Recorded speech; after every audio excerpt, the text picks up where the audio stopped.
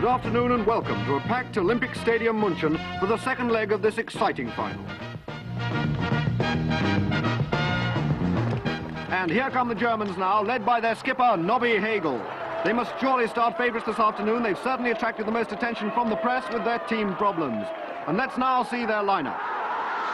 The Germans playing 4-2-4, Leibniz in goal, back four, Kant, Hegel, Schopenhauer and Schelling, front runners Schlegel, Wittgenstein, Nietzsche and Heidegger, and the midfield duo of Beckenbauer and Jaspers.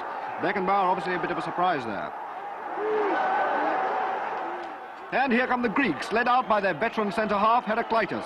Let's look at their team. As you'd expect, it's a much more defensive lineup. Plato's in goal, Socrates a front runner there, and Aristotle as sweeper. Aristotle very much the man in form. One surprise is the inclusion of Archimedes. Well, here comes the referee, Kung Fu Tzu Confucius and his two linesmen, St. Augustine and St. Thomas Aquinas. And as the two skippers come together to shake hands, we're ready for the start of this very exciting final. The referee, Mr. Confucius, checks his sand, and they're off. Nietzsche and Hegel there. Karl Jaspers, number 7 on the outside. Wittgenstein there with him. There's Beckenbauer. Schelling's in there, Heidegger covering. Schopenhauer. And now it's the Greeks, Epicurus, Plotinus number 6. Aristotle. Empedocles of Acragas and Democritus with him. There's Archimedes. Socrates, there he is, Socrates. Socrates there, going through. There's the ball. And Nietzsche there, Nietzsche, number 10 in this German side. Kant moving up on the outside. Schlegel's on the left. The Germans moving very well in these opening moments.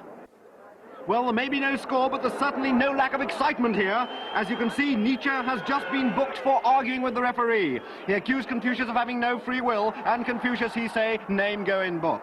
And this is Nietzsche's third booking in 4 games. And who's that? It's Karl Marx. Karl Marx is warming up. It looks as though there's going to be a substitution on the German side. Obviously, manager Martin Luther has decided on all-out attack, as indeed he must, with only 2 minutes of the match to go. But the big question is, who is he going to replace? Who's going to come off? It could be Jaspers, Hegel or Schopenhauer. But it's Wittgenstein who saw his auntie only last week. And here's Marx. Let's see if he can put some life into this German attack. Evidently not. What a shame.